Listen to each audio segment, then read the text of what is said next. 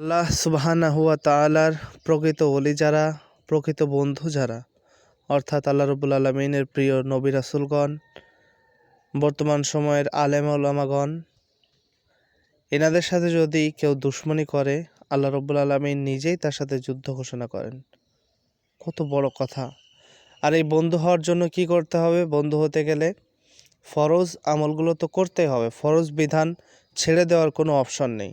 ফরজ রোজা, ফরজ নামাজ, ফরজ পর্দা, হজ, যাকাত, যতগুলো ফরজ আছে প্রত্যেকটা ফরজ, যার পরে যেটা ফরজ সেটা তো পালন করতেই হবে। পাশাপাশি নফল আমলগুলো করতে হবে। নফল আমল করতে করতে মানুষ আল্লাহ রাব্বুল আলামিনের নৈকট্য অর্জন করে ফেলতে পারে, এবং এই নৈকট্য অর্জন করার পর এমন হয় যে তার প্রতিটা কাজে আল্লাহ রাব্বুল আলামিনের সাহায্য আসতে থাকে। অর্থাৎ তার চলাফেরা, বলা, সব ক্ষেত্রে আল্লাহ রাব্বুল আলামিনের সহযোগিতা আসে।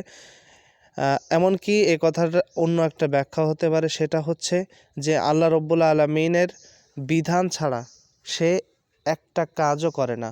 অর্থাৎ কোনো কিছু ধরতে গেলে সে ভাবে এখানে আল্লাহ রাব্বুল আলামিনের বিধান লঙ্ঘন হচ্ছে কিনা, কোনো কিছু বলতে গেলে ভাবে এখানে আল্লাহ রাব্বুল আলামিনের বিধান লঙ্ঘন হচ্ছে কিনা। এমন কিছু শোনে না যা শুনলে আল্লাহ রাব্বুল আলামিনের বিধান লঙ্ঘন হয়। এমন কোথাও যায় না যেখানে গেলে আল্লাহ রাব্বুল আলামিনের বিধান লঙ্ঘন হয়। অর্থাৎ প্রতিটি কাজে সেই বান্দা আল্লাহ রাব্বুল আলামিনের বিধান মাফিক জীবনযাপন করে থাকে।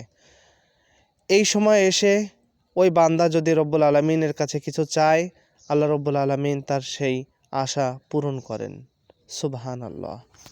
আল্লাহ আমাদের সবাইকে আল্লাহ রাব্বুল আলামিনের নৈকট্য লাভের তৌফিক দান করুন।